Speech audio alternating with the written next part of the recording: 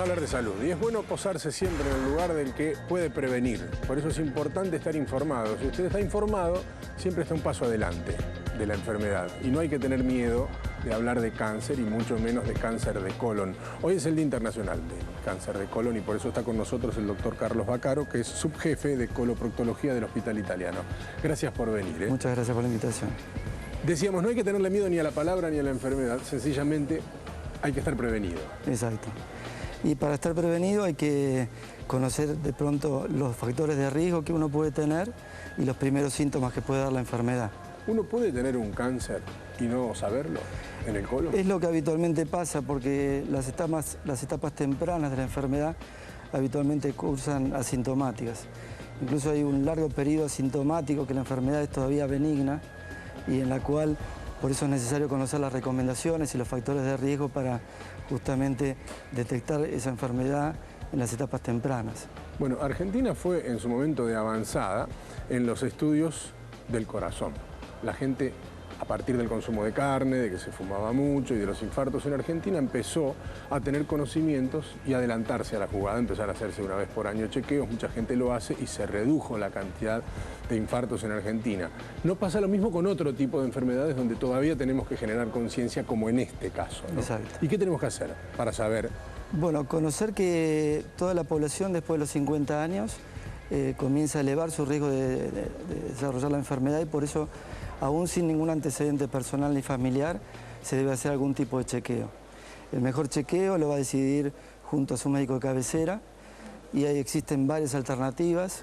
Existe desde la sangre oculta, que no es agresiva, digamos, pero de pronto es menos sensible que el otro extremo del espectro de estudios, que es la videocolonoscopía, que es la más agresiva, pero es la que permite no solo tener una gran sensibilidad, sino tratar esos pólipos que yo hablaba que hacen que con el correr del tiempo puedan desarrollarse en cáncer. Bueno, a los 40 años recomiendan próstata, a los 50 años colon.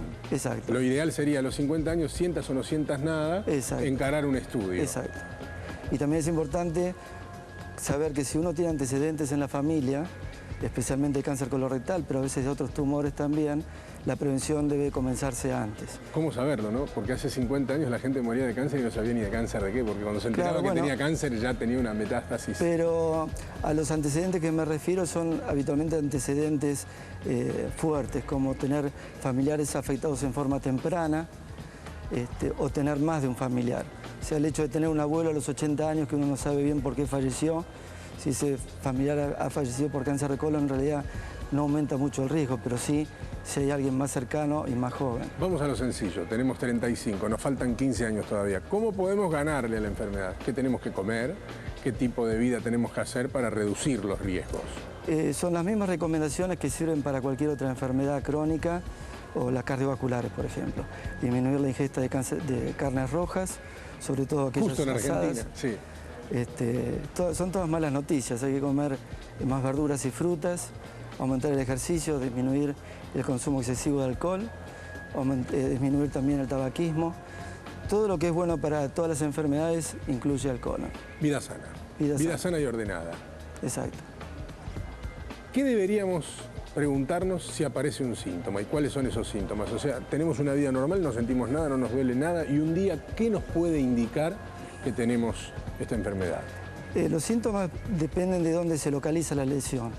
Es muy frecuente en las lesiones más distales, más cerca de la cola, que se puedan confundir con síntomas que uno puede atribuirle a las hemorroides. El sangrado, sobre todo, o tener mucosidad, que uno a veces supone que son las hemorroides, son síntomas que a veces pueden estar relacionados a la presencia de un cáncer de recto o de colon terminal.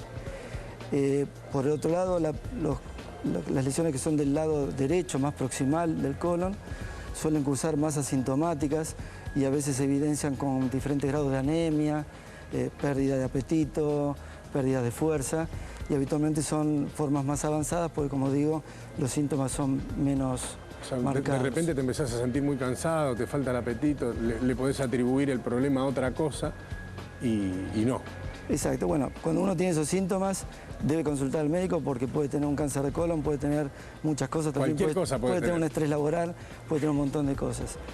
Por eso es bueno consultar al médico, saber que después de los 50 años ese chequeo debe incluir algún tipo de control y, como le digo, si hay antecedentes en la familia marcados, hay que consultar antes al médico porque habitualmente se comienzan unos 10 años antes de esta recomendación de 50 años. Entre comillas, es como que está de moda esta enfermedad. ¿Por qué? ¿Es que hay más o es que estamos llegando a tiempo?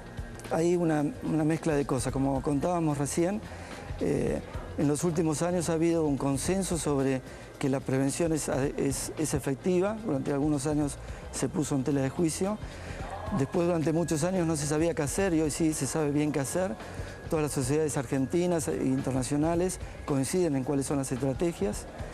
Además hay más casos porque primero que hay mejores registros, hay mejores prevenciones, entonces hay más estudios, mayor detección.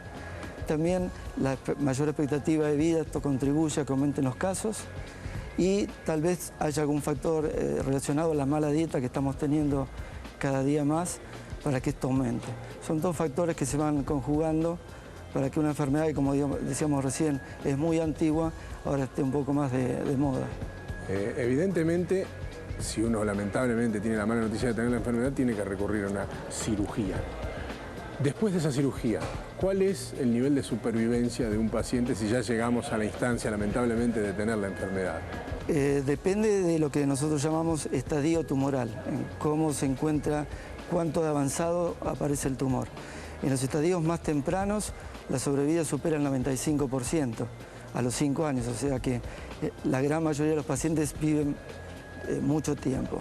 Cuando uno lo detecta en etapas avanzadas, cuando ya hay metástasis ganglionares o hepáticas, eso puede bajar al menos del 50%, se requieren drogas, etcétera, etcétera, lo cual hace todavía más necesario detectarlo a tiempo a la enfermedad.